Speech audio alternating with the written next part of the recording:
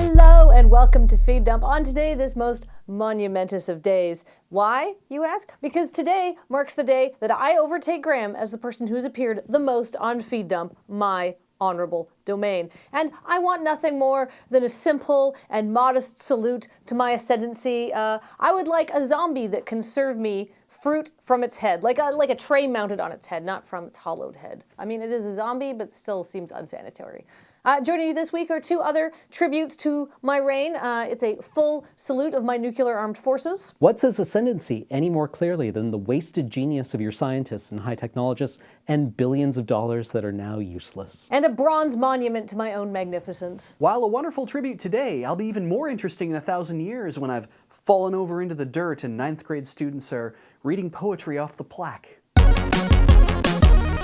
A Florida defense lawyer's trousers caught fire while he was representing his client at an arson case. Okay, being Feed Dump, I have the displeasure to be the one to say, liar, liar, pants on fire. As your queen, that joke is forbidden. Where did you get that? We hid that. Actually, in truth, it was hidden. It was hidden in the box labeled tiaras and crowns. And that's kind of an unusual thing in this office. It's something is where it's supposed to be, so it actually did take Heather and I like 5 minutes to find this thing. Wait, are we still doing the lawyer joke? I have like 1,000 more. What do you call 10,000 lawyers at the bottom of a sea?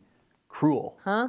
I don't get it. They're human beings. I mean, they're like actual people. They have families and they care about stuff. It's a large number of people who dedicated their lives, education, professional careers to ensuring that people are treated fairly by the public justice system. Yeah, like Judge Dredd. Live your dreams, kids.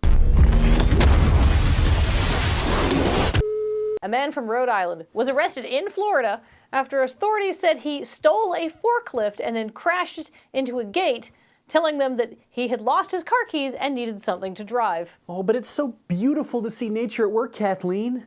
Men from states all across that great nation flocking to Florida to get arrested and become new Florida men. The annual migration of the Florida man, in which he returns to the waters of his birth in order to spawn with whoever's really available.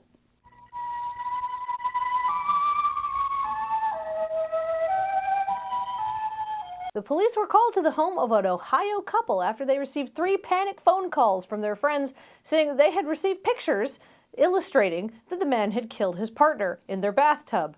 It turns out the couple had staged the photos as a hilarious joke.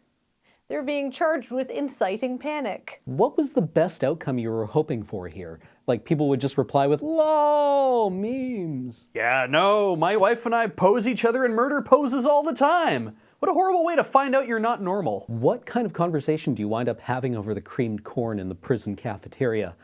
What are you in for? Well, I fake killed my real wife. And the other guy is like, oh, I real killed my fake wife.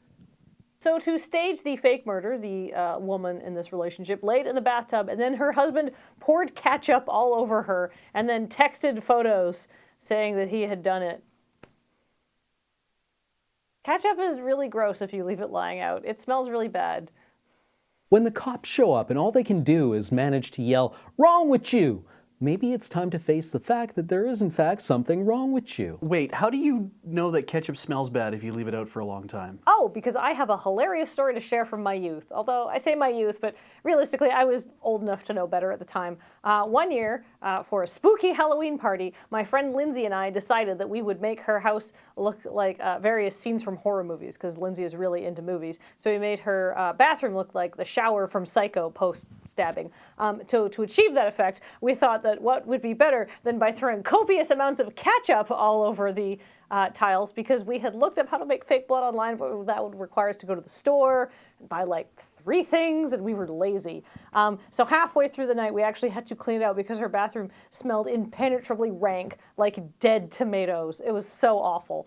And we should have known better. We had both graduated from university at this point, but this is also the Halloween that my friend Eric, who'd also graduated from university, shot a firework into his face and burned off a bunch of his eyebrow and almost blinded himself. So me and my friends are dumb. Speaking of horrifying bathroom experience. If you dare slander a man's romance, you better do it to my face. Speaking of horrifying bathroom experiences, I went to a party once in high school where we discovered that a gummy bear left alone in the bathtub can swell up to an enormous proportions, although in my defense I was pretty high at the time, so maybe it wasn't that big. But this did give rise to the event that was hereafter known as the frosting fiasco, which I was able to use to get out of several fights, i.e. people with their hands locked around my throat. You know what I've noticed over the past 10, 15 episodes of Feed Dump that the show's been morphing a little bit in tone. It's less, hey, let's quip about dumb people, and more, yes, let's make some quips about dumb people, but let's use that as a gateway to tell a confessional story about how I feel or my past that's kind of funny, but also, brings us closer together as an audience-performer relationship. And we've heard about me being a sex binturong now and Cam's interesting high school party career, but I feel we don't have a lot to know about Beige yet. Did you do anything interesting in high school, Beige? I went to a high school party once. I was dancing in shorts. One of my friends saw the outline of my penis. Then I went home. Well, okay, we've all learned something here today. So let's call this episode of Feed Dump to a close. And remember, there may be better sources of news, but they don't have me, your queen, the longest serving Feed Dump host, and they don't have Cameron and Beige. And normally this is when I would put on a hat, but I've decreed for my special day, I don't want to wear a hat because that would mean I would have to mess up my tiara. So instead, I will extend a birthday wish to Ethan, who is 16. His friend Arthur emailed me. And don't get your hopes up that I will do this because it is truly a miracle that I received this email and then remembered when I was filming. So please don't send those in regularly. But I'll do it occasionally because I'm a capricious ruler.